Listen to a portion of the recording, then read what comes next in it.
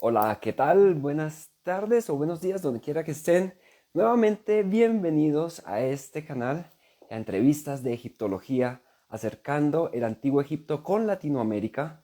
Mi nombre es Francisco y el día de hoy estoy muy contento de invitarlos nuevamente a una nueva entrevista y estar con todos ustedes para hablar de un tema muy especial. En este canal nos acompaña la doctora Claudia Barros, es una arqueóloga de Portugal, con quien estaremos hablando sobre cartas de Amarna. Estamos ya estableciendo la conexión y perfecto. Entonces aquí ya va a estar con nosotros en un momento. Mi nombre es Francisco y nuevamente bienvenidos a Entrevistas de Egiptología, donde tenemos toda una programación ya lista para que ustedes se conecten con nosotros y aprendamos juntos sobre Antiguo Egipto. Aquí estamos esta semana. La semana anterior tuvimos ya nuestra primera entrevista con Cory Gentry, con quien hablamos en una segunda ocasión sobre capitales del antiguo Egipto. Y hoy, bueno, de esa entrevista, de hecho hay una tercera que ya viene pronto. Esta entrevista es en inglés, pero esta de hoy es en español para hablar sobre cartas de Amarna. Así que permítanme solamente un momento. Ya aquí hacemos la conexión con la doctora Claudia Barros y vamos a estar entonces conectados para aprender mucho más de este tema. Los saludo a todos donde quiera que estén y doctora Claudia Barros, bienvenidísima a este canal. Gracias por aceptar la invitación. Hola Francisco, buenas tardes a todos. Buenas tardes. ¿Cómo está todo en Portugal? ¿Cómo te ha ido? Todo buenísimo, todo fantástico. Muy ansiosa para empezar nuestra charlita Sí, sobre las cartas. sí. Primera vez que estás en nuestro canal y te doy la más grande y la más cordial de las bienvenidas. Muchas gracias. Gracias a ti, Francisco. Perfecto, y a todos los que se están uniendo, muchos saludos. Nos están enviando ya saludos desde Utah, en los Estados Unidos, desde España, aquí desde Tunja, en Colombia, César. Genial, saludos, su merced, saludos para todos, a todos los que se están conectando, bienvenidos. Eh, este tema es fascinante, cartas de Amarna, y has hecho mucha investigación de la cual queremos saber más al final, por favor, pero permíteme hacer una introducción. La doctora Claudia Barros es una licenciada en arqueología de la Universidad de Minho, en Portugal. De la misma universidad adquirió un título en máster en arqueología, ha publicado artículos en revistas como la revista Egiptología 2.0 de Barcelona, España, el Aldabón de México y Fénix Nova Acrópole de Portugal. Actualmente es traductora en la Enciclopedia de Historia Antigua en la especialidad de Asiriología, la historia de la antigua Asiria, y de Egiptología, el tema que más nos gusta en este canal.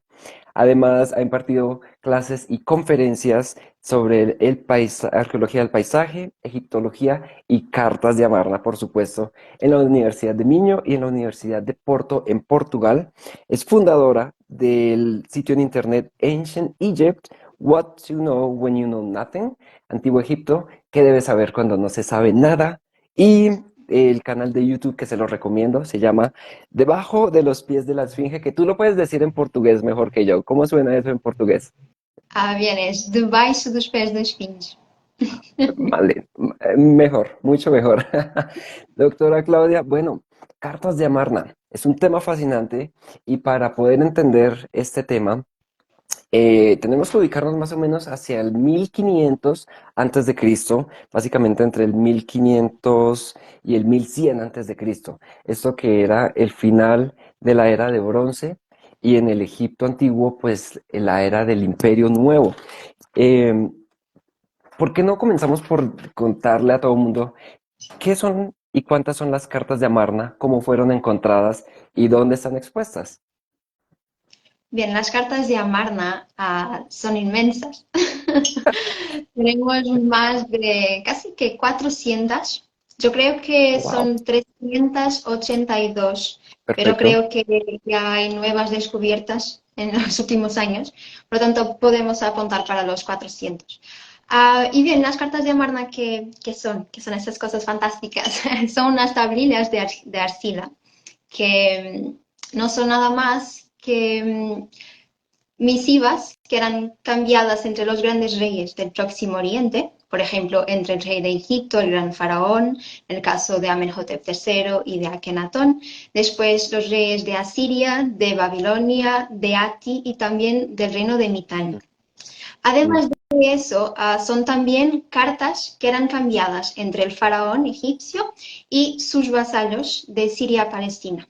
Estas cartas, por ejemplo, en el caso de las cartas entre los grandes reyes, trataban de, por ejemplo, pactos de ayuda mutua, a matrimonios entre las princesas y estos reyes, y, por ajá. ejemplo, también el cambio de regalos. Era una cosa muy, muy común Muy entre importante. estos. Sí, sí, muchísimo importante y que ha ayudado bastante el comercio en este momento a crecer y a desarrollarse también. Y en el caso, por ejemplo, de las cartas de los vasallos, en ellas podremos ver, por ejemplo, situaciones de administración de territorio, del pago, del tributo o también de pedidos de ayuda que eran hechos por parte de los vasallos a Egipto cuando eran invadidos o cuando aparecía alguien en sus territorios. Y esto va a suceder, por ejemplo, con el caso de los apirú, que son un grupito de personas que no se sabe muy bien de dónde han venido. Sus orígenes son de varios puntos del antiguo Próximo Oriente Ok. que llegan a zona perdón, de la Siria Palestina y empiezan a destruir todo. Es un caos, una cosa horrible que empieza a Ok. pasar en ese momento en el Imperio Egipcio, Y se muy parecido a llaman, los disculpa, se llaman Apiru o Sapiru. Apirú, con una H. Apiru. Ah, ok, Sí, ok, con ok. una H. Sí, y bien, una situación muy semejante, muy similar a lo que tenemos hoy, por ejemplo, con el conflicto de Israel-Palestina, Claro. es muy, muy idéntica. Lo que ha pasado es muy, muy idéntico y es asombroso, de verdad, porque se Sí. está repitiendo nuevamente la historia.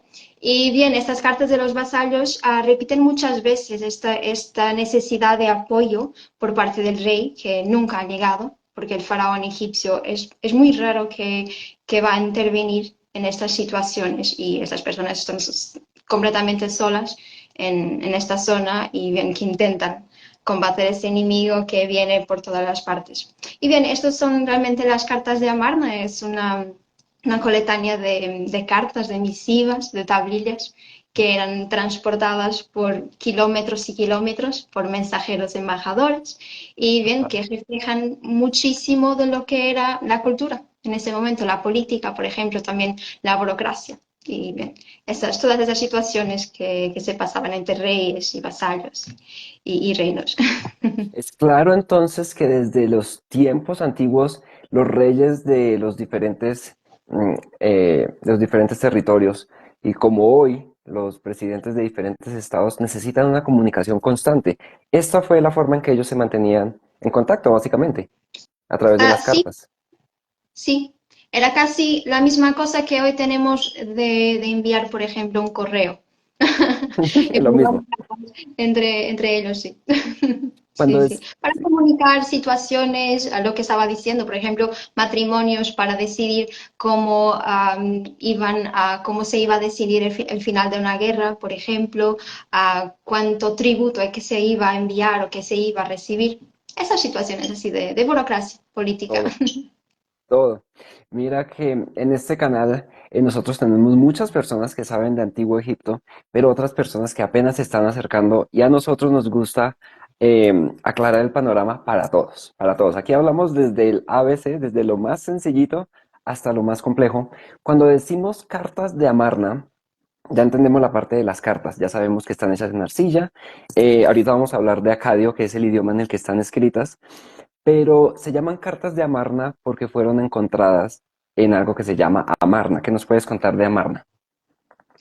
Bien, Amarna es un sitio muy, muy interesante del punto de vista de la arqueología y también de la historia y de la historia también de Egipto. Amarna Ajá. fue la capital del gobierno del faraón Akenatón, que era Mm. hijo de Amenhotep III. En este momento, cuando Amenhotep estaba gobernando, la capital de Egipto era Tebas, pero Akhenaton decide cambiar un poquito las cosas, el rumbo de las cosas y decide hacer una especie de una reforma que va a ser conocida como la reforma de Amarna, en que intenta cambiar una serie de conceptos y de situaciones en la sociedad, como por ejemplo la capital. Él decide que va a cambiarla de Tebas hasta Amarna y empieza realmente a construir una ciudad desde raíz, ex nihilo, como se dice en latín. Ajá. Y además de eso, por ejemplo, va a intentar cambiar la religión egipcia. Imagina, hasta aquí nosotros teníamos un politeísmo en que el rey no, perdona, que el dios Amon-Ra gobernaba casi todos los Imagínate. dioses. Ajá. Um, y después teníamos una serie de otros dioses que servían para un montón de cosas. Más de dos Um, mil, más de 2000 dioses en total en el antiguo Egipto. Tal vez más que eso, más que Imagínate. eso. Sí, porque había un Dios para todo. Cualquier dolor, cualquier cosa, cualquier situación que sucedía, había un Dios que podía ayudar. Por lo tanto, yo creo que serían millones de ellos. Oh, ok, ok, ok. Perfecto. Sí, sí, sí. Sí, porque la religión egipcia es muy extensa, una cosa muy grande, y vas a ver que los dioses hay realmente un dios para cada cosa, para una Sí. situación, para algo que te pasa, para una enfermedad, para todo. Y ven que necesitaban de intervención divina, entonces han creado esta idea, esta necesidad de tener un apoyo divino para algo malo De que se reflejarlo en pasa. los dioses, sí. Además que los dioses estaban también asociados con efectos medioambientales, con animales y Sí, con astros, con el sol, con la luna, pero además con el río Nilo también tenía un dios, que era Hapi. sí, exacto.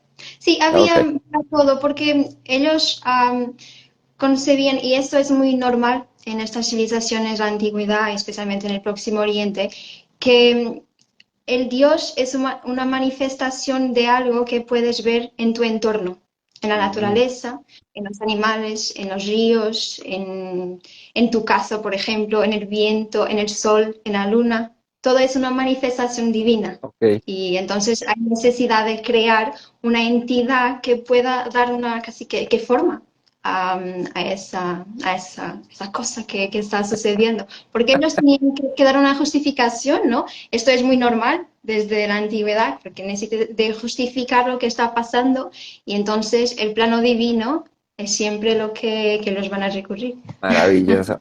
Ah, ok, eso nos explica bastante. Ok, entonces nos estabas diciendo, de allá fue donde se encontraron, en Amarna, cuando Akenatón decide cambiar todo este politeísmo a adorar un solo Dios que fue Edatón, representado en la forma humana, en la persona de su padre Amenhotep III. Ok, Exactamente. Sí, y también con la imagen del disco solar, con unos brazos que salen del disco, del centro, y en las manos con un ankh, la cruz de la vida. Luz de la vida y Una de manos. las representaciones de Atón también. Ok, ¿dónde puede la gente visitar y ver las cartas de Amarna? Bien, creo que en todo el mundo casi, ¡Wow! porque Ok. porque imagina, cuando tenemos el nacimiento de la arqueología en el siglo XVIII y en el siglo XIX, se empiezan las grandes excavaciones en el Próximo Oriente, tanto en Egipto como en Babilonia, Siria, todo eso, en un mundo exótico que se ha encontrado en esa altura, y se ha excavado bastante y muchas cosas han sido llevadas para los países donde las personas eran originarias. Y entonces, como tienes estatuas, como tienes templos enteros casi, también tienes las cartas de Amarna. Por ejemplo, en el Louvre tienes creo que tres. Ok. Después en el British Museum creo que es el sitio donde hay más cartas. También tienes, por ejemplo, en Egipto, en el Museo del Vaticano. Creo que también hay una colección en Alemania, en Berlín. Creo que es en Berlín. Bien, ¿qué tienes en los grandes museos? También en Nueva York también hay. En los grandes museos tienes una carta u otra. En algún lugar. Sí, sí, en algún lugar vas a tener una carta. Si bien que yo he estado en el Louvre, Ok, hace unos meses y andaba loca porque quería realmente ver una carta, porque yo las estudio y claro. nunca he estado con una en la mano, Ah, solamente, y yo no quería tocar, solamente quería verlas, pero he estado en el Louvre y no he visto una. No lo sé qué ha pasado, no sé si están siendo tratadas, están en el archivo o algo. claro. Yo no he tenido oportunidad y realmente quería muchísimo porque es así una cosa para mí fantástica, porque yo las estudio constantemente, estoy siempre leyendo y estudiándolas y necesito de ver una, solamente Claro, para necesitas ver una al menos. Es como, te pasa ver. como a muchos en este canal que estamos preparándonos para visitar Egipto, pero aún no hemos ido a Egipto. Pero cuando vayamos va a ser una experiencia fantástica. Ok, las cartas de Amarna entonces nos resumen la actividad política entre los principales reinos del Medio Oriente de la antigüedad. Obviamente en la antigüedad no se llamaba Medio Oriente, pero estos reinos eran Egipto el más grande y el más importante. Tenemos también el imperio de Hatti o los hititas, tenemos el imperio de Mitanni o los mitanios, el imperio de Asiria y el imperio de Babilonia. Esos eran básicamente los cinco. Hay otros como Arsawa, pero pues no eran muy importantes en este momento, ¿verdad? Sí, hay personas investigadores que consideran que eran reinos secundarios porque Ujú. no tienen una posición tan fuerte como esos cinco. Y vas a ver, por ejemplo, hay también investigadores que no consideran Mitanni como un gran reino, ¿Es pero en yo lo serio? hago. Ok. Y hay una cosa muy, muy interesante, que solamente va a suceder en las cartas que son cambiadas entre estos cinco reyes, que es el hecho de que ellos se van a tratar como hermanos. Ujú. Yo soy tu hermano y tú eres mi hermano. Y eso está escrito en las cartas. Ellos se dirigen unos a los otros como hermanos. Por ejemplo, imagina, Amenhotep dice al rey de Asiria, yo, como tu hermano, me dirijo a ti, mi hermano, y te quiero mucho. Por ejemplo, esto es una cosa fantástica. Y por ejemplo, en el caso de Mitanni, estos grandes reyes también llaman al rey de Mitanni como hermano. Por lo tanto, para mí, si hay esta variable común entre todos ellos, Mitanni también tenía que ser un gran reino, porque no lo vas a ver a suceder esto en las cartas, por ejemplo, con Al-Ashia o con Arsawa, Ah, porque los reyes ah. no se tratan por hermanos en estas situaciones, que eran reinos secundarios más, no tan importantes como los otros. Y bien, había aquí esta distinción entre quién era más importante y quién no lo era, quién estaba un poquito más abajo. Eso era como la diplomacia actual, como la diplomacia actual, supongo, ¿verdad? Exactamente, Mira, eso mismo. te dicen que hablando de las cartas, Alejandra dice que en esa época no había WhatsApp, entonces de ahí la naturaleza de las cartas. Y Raquel te saluda bueno, saluda desde Valencia, España, a todos en España. Un saludo enorme. Eh, bueno, con esos reinos, ¿cuál era el panorama político de de la región en esa época? En esa época tienes Egipto, que domina toda la zona, todo su territorio, hasta la zona de Siria-Palestina. Después los Wow. hititas están en la zona de Anatolia, lo que es hoy la Turquía, Sí, y Asiria y Babilonia en la zona de la Alta Mesopotamia, allí muy cerca entre el río Éufrates y el río Tigris. ok. Y después tienes Mitanni en lo que es hoy la actual Siria. Y, por ejemplo, Mitanni es muy importante en este momento porque está en una zona fantástica, porque en Mitanni se cruzaban todas las rutas comerciales y, Oh, sí, y toda la gente estaba muy interesada porque había muchos cambios de productos y pasaba allí mucha riqueza y toda la gente quería Mitanni. ah, ok. Sí, una cosa muy, muy loca, porque Mitanni era casi que como el dorado del Del momento. momento. Ok, Sí. mira, yo no sé si mientras tú sigues hablando, yo trato de mostrar un mapita que tengo aquí, mapa gigante, que de pronto nos puede dar una luz sobre la ubicación geográfica de estos lugares. Pero mientras tú nos explicas más de lo que nos estás comentando, pues no sé si ahí se puede ver, Yo ya no te estoy viendo porque ¿no? está todo, uy, está todo negro. Estaba viendo, pero Ya, ahora ya me ya puedes no. ver. No, ¿no? Bueno, aún yo sí no. te veo. Mira, te veo Qué sin raro. problemas. No te Es que preocupes. ahora mismo no estoy viendo a mí propia y después en la parte de arriba está todo negro. No te preocupes, yo te estoy viendo y esto cuando queda grabado muy bien. Entonces, haz de cuenta que me ves, ella sin problema. Pero mientras nos sigues contando la actividad política del momento, bueno, yo voy a mostrar el mapa otro momentico mientras tú nos cuentas más. Bueno, Sí, sí. pues adelante. Bien, estamos hablando de Mitanni. Imagina, Mitanni es realmente muy, muy importante. Los hititas van a intentar muchísimas veces conquistar Mitanni porque está en una zona fantástica desde el punto de vista tanto comercial como político hasta militar. Y lo van a conseguir. Imagina, antes del aparecimiento del Imperio Hitita, teníamos Mitanni y Egipto abajo. Y ellos andaban siempre en confrontos, en batallas, una cosa horrible, muy loca, hasta que aparecen los hititas y tanto Mitanni como Egipto entienden que tienen que hacer algo porque estando separados no tienen tanta fuerza contra ese enemigo porque los hititas eran unas personas muy belicosas, eran muy guerreros, estaban siempre en batalla, una cosa así de locos también. Y se Eran expandían muy... rápido, ¿verdad? Sí, sí, Algo sí. así como los pueblos del mar. Sí, sí, sí, era una máquina de guerra asustadora, una cosa Wow. terrible. Después, como Asiria, también va a aparecer como un gigante que va a comer todo, ¿no? Así, estamos hablando, claro, de grandes potencias, ¿no? De grandes imperios con mucha fuerza que realmente consiguen todo lo que quieren.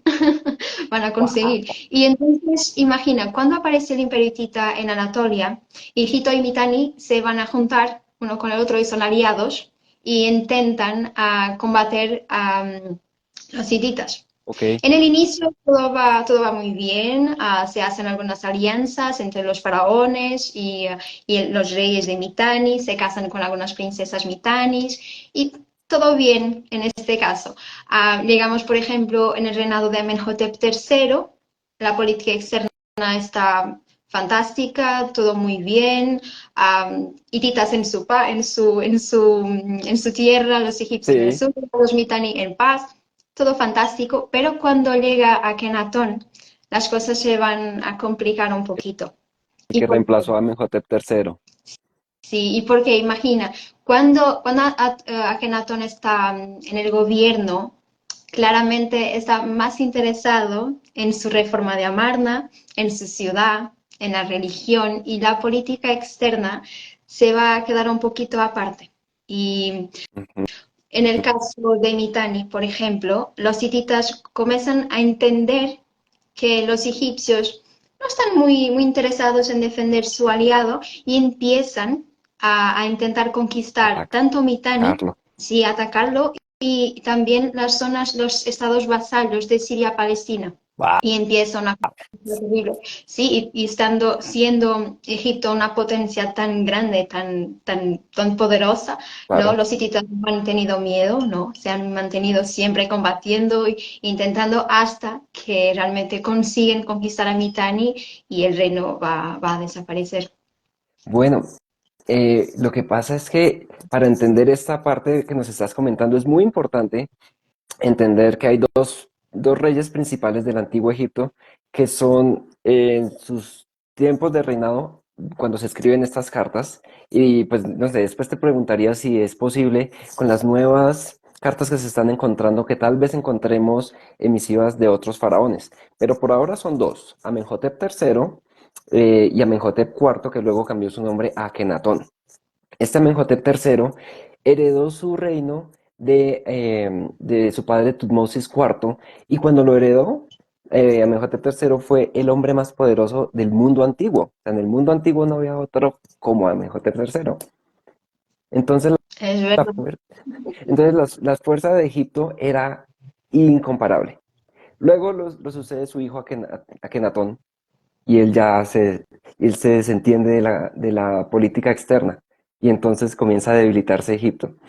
Eso es lo que nos estás comentando en este momento y es por eso que los hititas avanzan tanto desde el norte y ya comienzan a ganarle territorio a Egipto. Ellos comenzaron a ganarle a Egipto territorio en ese momento.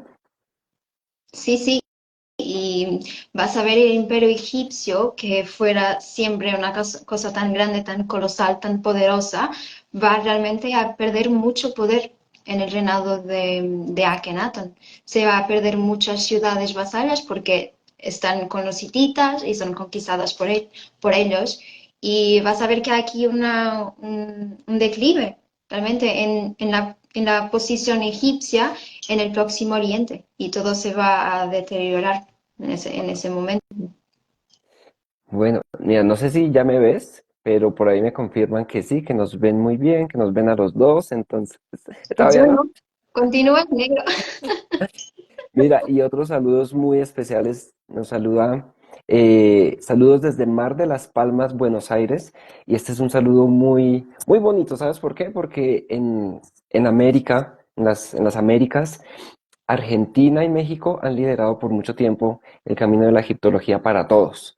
Ahora Colombia, en Colombia queremos hacer mucho también. Entonces, un saludo también para todos en Argentina. Muchas gracias por estar con nosotros y a todos los que se están conectando. Bueno, las cartas de Amarna, ay, de este tema podemos hablar horas y horas, pero hablemos ahora del idioma en el que fueron escritas. Están escritas en lo que se llama cuneiforme acadio. Cuando estos reinos que eran tan poderosos, y por ejemplo teniendo a Egipto que tenía su propio idioma en jeroglíficos, que luego derivó en demótico y luego en hierático y luego demótico, ¿por qué adoptan este idioma acadio como idioma franco o idioma oficial entre ellos? Bien, eres casi como lo que tenemos hoy con el Mm, inglés, que vas a mm, cualquier sitio y para hablar hablas el inglés. Y en algunos casos consigues comunicar con el otro. Ahí ven que es casi la misma cosa. Imagina, el cuneiforme aparece con los sumerios mm. y después se va a mantener. El acadio inicia como una lengua franca, como una lengua común en las transacciones comerciales y las burocracias y el nivel político también, por ejemplo, en finales del tercer milenio, inicios del segundo milenio antes de Cristo, en esta zona de Próximo Oriente. Y después, como es una lengua tan hablada, en este momento se va a utilizar como la lengua para comunicación, porque realmente era más fácil para los escribas, era una lengua muy, muy difundida por toda, tanto Mesopotamia como todo el Próximo Oriente, y ven que se va a optar por eso y no por los jeroglíficos en el caso Complicado. de Egipto. Sí, sí, sí. Bien, y yo imaginaba cuando me han hablado de las cartas de Amarna por primera vez, yo pensaba que eran realmente en jeroglíficos. Y mucha gente me dice, pero por qué no en jeroglíficos? Si hay cartas enviadas por parte de Egipto. Y realmente es algo muy raro, pero es muy interesante porque estamos viviendo el mismo hoy en día con el inglés. Oh. Podemos ver que la historia se va a repetir siempre. Todo lo que pasamos hoy en día ya ha sucedido años atrás, hace milenios. Eso Y es lo que sería interesante es aprender de esas lecciones, ¿verdad? sí.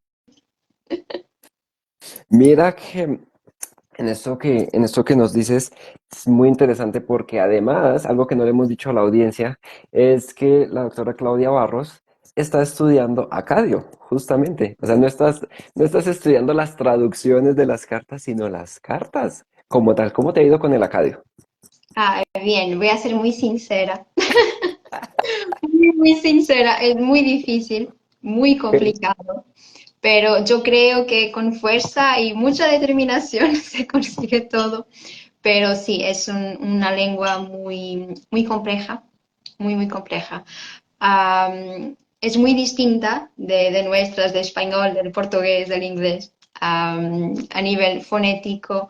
Es muy compleja, muy, muy compleja, pero cuando se hace por pasión, creo que es todo un poquito más fácil. Sí, No quiero decir que no va a ser complicado porque lo es. En el inicio, en las primeras clases, todo es complicado. Me ha sí. sucedido lo mismo, con, por ejemplo, con el árabe, que yo pensé, yo voy a morir porque ¿Hablas yo no voy a conseguir árabe?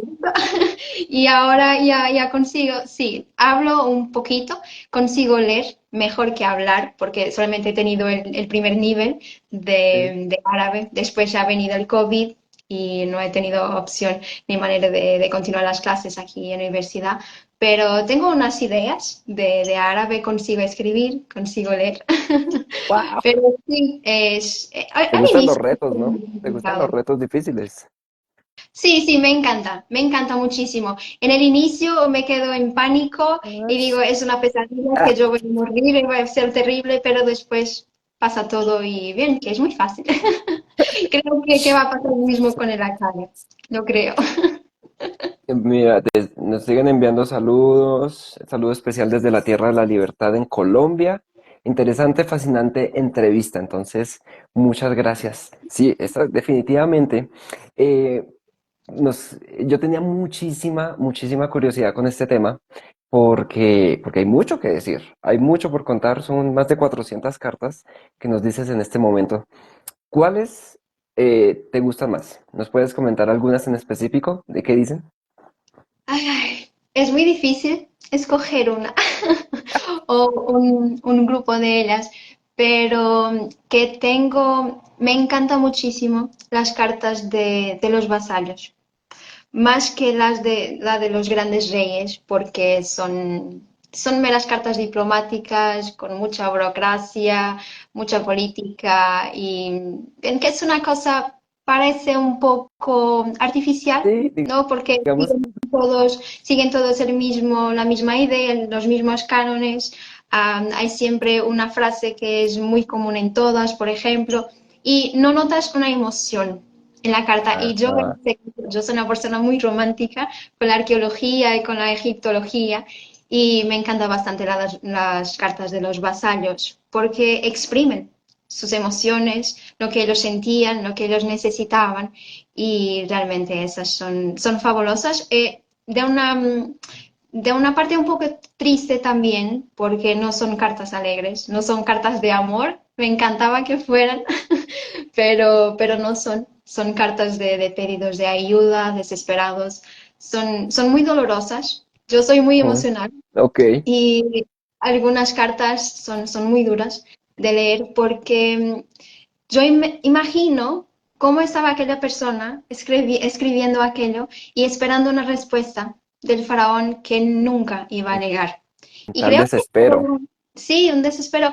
Y creo que te da alguna impotencia porque piensas, bien, que había manera de resolver todo esto, había una solución. Los egipcios tenían muchísimas soluciones para todo, ¿por Claro. qué no resolverlo? Y realmente es un poco triste y ver realmente la dor de las personas, el desespero constante. Por ejemplo, imagina, hay un gobernador de Biblos, es Rib Ada. Él envía más de 60 cartas. No es Creo que es el posible. gobernador, sí, creo que es el gobernador que envía más cartas de los vasallos de Siria a Palestina. Y él está constantemente diciendo, porque yo necesito de un ejército, tengo las personas muriendo, tenemos todos hambre, no hay cereales, no tenemos manera de sobrevivir. Y después vas a ver esto y te quedas bien, ¿por qué? Porque nadie hace nada, porque bien, es muy triste, es muy doloroso, pero son muy bonitas. Me encantan estas porque son muy reales en comparación con Wow. las otras seguían una tipología muy común, un canon, algo muy típico de reyes que vivían muy Sí. bien y estas personas estaban ahí intentando sobrevivir Y, y bien, y creo que eso es parte. tú dices que estos vasallos, estos pueblos vasallos eran principalmente los del corredor Siria, Palestina, básicamente lo que es hoy la Franja de Gaza, lo que es hoy Jerusalén, y Siria como tal. Sí, sí. Estamos hablando, por ejemplo, de Jerusalén, de Biblos, de Gubla, no, Gubla y Biblos son el mismo, perdona, de Azor, por ejemplo, de Kadesh, Kadesh. también hay muchas cartas Ujú. de Kadesh, también del tratado entre egipcios y Tita. En toda esta zona, tanto del interior, lo que tenemos de Siria, de Palestina, desde de norte hasta el sur, hasta la zona de la faja de Gaza Sí. también. Sí, bien, literalmente lo que tienes hoy en día en el conflicto que estamos todos Eso te iba a viviendo. decir. Eso te iba a decir, no nos queremos meter en política, pero como que se parece muchísimo y es triste que a los ojos de todos la situación se siga dando. Bueno, la historia se repite, la historia se repite. En este, bueno, estos son, digamos que en tu concepto, tus favoritas, esas que tienen un toque más real, un sentimiento más expreso de necesidad y de socorro, de petición de socorro. Por el otro lado están las que se envían entre los reyes. Entre los reyes siempre se nombran como hermanos y todas estas cosas. Hay un punto que nos comentabas muy interesante y es la solicitud de princesas para que se casaran con los reyes de otros países, de otros reinos, pero las princesas egipcias nunca eran dadas en matrimonio a otros reyes. ¿Verdad? Cuéntanos más de eso, por favor. Bien, hay una carta fantástica también que es enviada por parte creo que es de Ashurbanipal de Asiria, creo que es la número 15, en que, no sé si es la número 15 o la 5, ahora estoy en duda, pero es una de Lo ellas. vamos a estudiar. Sí, y en que el rey está muy confuso, no entiende por qué, porque el faraón no le envía sus hijas a casar con él y él quiere tanto una princesa egipcia, porque bien, las egipcias eran conocidas por su belleza y bien, por sus atributos. Y el rey está muy chateado, muy enfadado, perdona, Ajá. con el rey de Egipto porque él no le envía. Y después hay una respuesta del faraón en que él dice, bien, yo soy el rey de Egipto, yo puedo hacer todo lo que yo quiera y yo no voy a enviar mis hijas para casar contigo. Y termina así, muy directo. No lo sé cómo fue el desfecho final. Ah, se han hecho, se han quedado felices uno con el otro o se ha acontecido algo, ha sucedido algo, no lo sé, pero realmente el faraón era así muy Muy directo en directa. sus respuestas. Sí, sí, muy directo. Lo que tenía que decir, él decía. Y bien, y esta carta realmente es muy interesante porque el rey de Asiria le dice, pero tú eres el rey de Egipto, puedes hacer todo lo que quieres. ¿Por qué no me envías tu hija? Yo necesito una. Y después la directividad con que el faraón le responde es fantástica, es Ya con eso le maravillosa. quedó claro que nunca iba a recibir una princesa egipcia. Sí.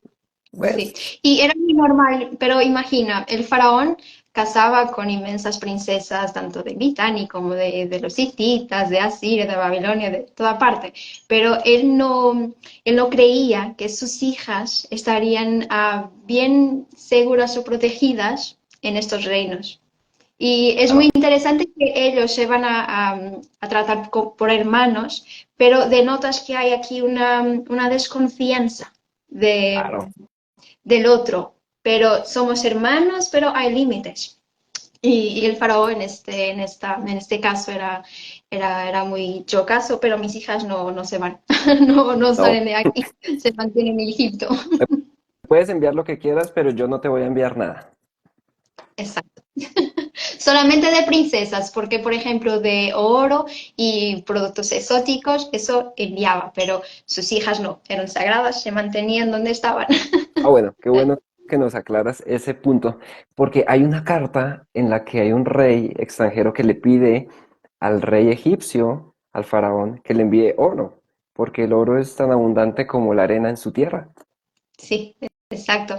Sí, creo que hay una que me estoy acordando del rey Tushratta de Mitanni, Sí, que él realmente dice que necesita del oro de Egipto, porque el oro de Egipto es único y en Egipto hay mucho oro, por lo tanto, él puede enviarle todo lo que tenga. Y sí, era una cosa muy común. Egipto en este momento está controlando la zona de Nubia y hay mucho oro entrando en el reino y hay hay muchas cartas que realmente los reyes piden, tienes que enviarme oro porque yo necesito de tu oro y el oro de Egipto era muy, muy famoso.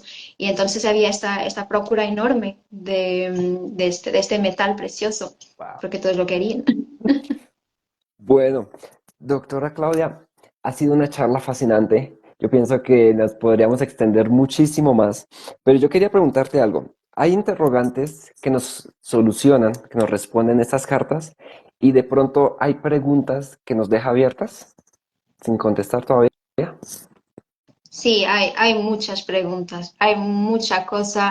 Por ejemplo, en ese caso de cuál fue la respuesta del rey asirio cuando el faraón le ha dicho que su hija, por ejemplo, no podría ir a Asiria. No Ok, lo sabemos, por ejemplo.